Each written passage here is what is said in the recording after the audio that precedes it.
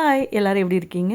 இது long video தான் போட்டுட்ருக்கேன். இன்றைக்கி ஆடி அமாவாசைன்றதுக்காக பருப்பும் உருளைக்கிழங்கு வேக வச்சு எடுத்துக்கிட்டேன். அதே மாதிரி சாம்பாருக்கு தேவையான காயெல்லாம் கட் பண்ணி வச்சுக்கிட்டேன்.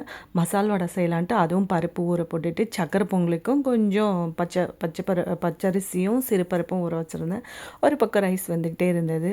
சாம்பாருக்கு காயெல்லாம் வதக்கியாச்சு.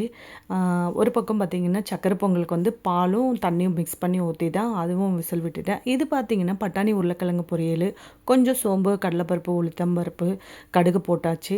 பச்சை மிளகாவும் பூண்டு இடித்து போட்டாச்சு. ரொம்ப சூப்பராக இருக்கும் அந்த ஃப்ளேவரு. ஏன்னா அந்த பச்சை மிளகா ஃப்ளேவரு கூட வந்து நீங்கள் புதினாவும் சேர்த்துக்கோங்க. ரொம்ப சூப்பராக இருக்கும். பட்டை, லவங்கம் ஒன்று சேர்த்துக்கோங்க. நம்ம ஹோட்டல் ஸ்டைலில் ரொம்ப நல்லாயிருக்கும்.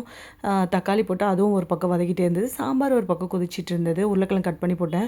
அந்த பட்டாணி கழுவுன தண்ணி பாருங்கள். நம்ம காஞ்சி போன பட்டாணி சாப்பிட்டா கேஸ் ப்ராப்ளம்னுவோம். ஆனால் இதில் இவ்வளோ கலர் சேர்க்குறாங்க. நல்லா வாஷ் பண்ணியும் ஒரு 2-3 டைம்ஸ் வாஷ் பண்ணியும் அந்த கலர் வந்திருக்கு.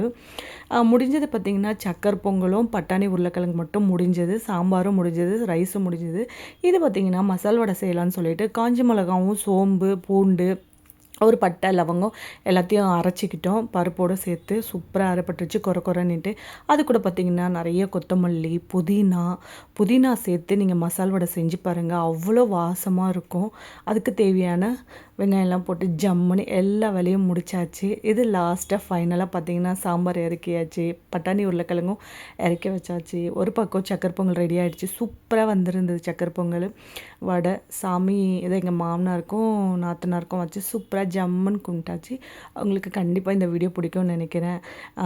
எல்லாருமே வீடியோ பார்க்குறீங்க, ஆனால் சப்ஸ்கிரைப் பண்ணாமல் பார்க்குறீங்க. கண்டிப்பாக எல்லோரும் சப்போர்ட் பண்ணுங்கள்.